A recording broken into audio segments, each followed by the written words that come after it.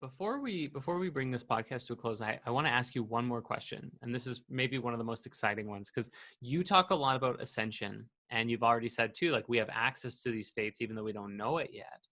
And this is a conversation that I've been having with a lot of my guests so far on this podcast, which is like, the subject of ascension.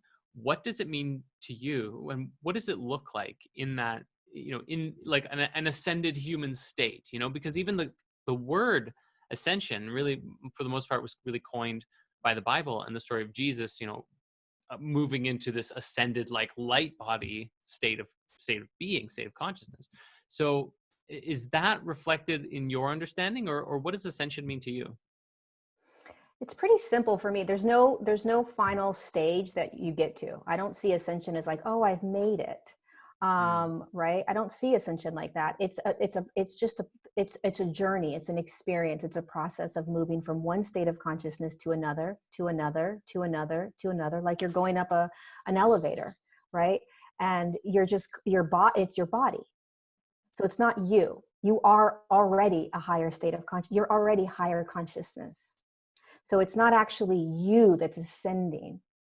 It's a physical body that is ascending and taking you into higher states of consciousness. So you, as a higher consciousness, get to experience lower states of consciousness than you, but higher states of consciousness in every now, if that makes sense. So you drop in as a higher consciousness. You're in a physicality that's very dense. And ascension is the body continuing to hold higher frequencies, allowing you, the higher consciousness, to be higher states of consciousness, evolve on some sort of physical field in order to be higher states of consciousness. So you have access to more, you get to tap into more things, you get to, all while you are in sort of physicality for quite some time. Like, will we eventually ascend into light bodies?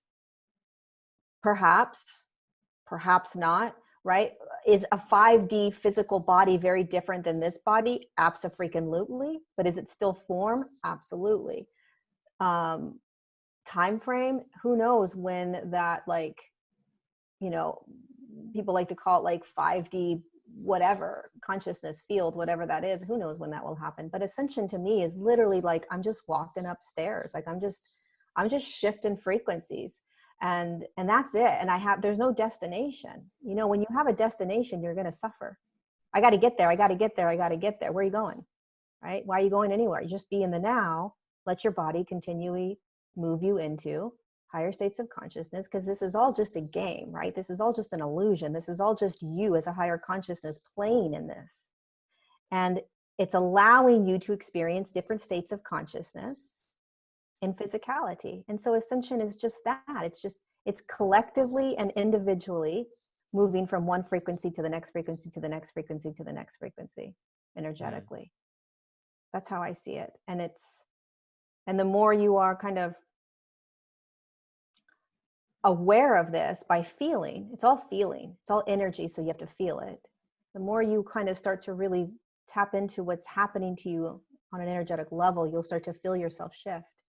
You'll recognize things, you'll notice things, you'll feel differently, your triggers won't be the same, your relationships won't, everything starts to change and shift because your frequency is shifting in your body.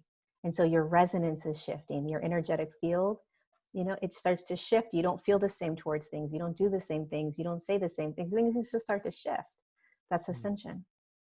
Beautiful. That's how I see it. Yeah. Amazing.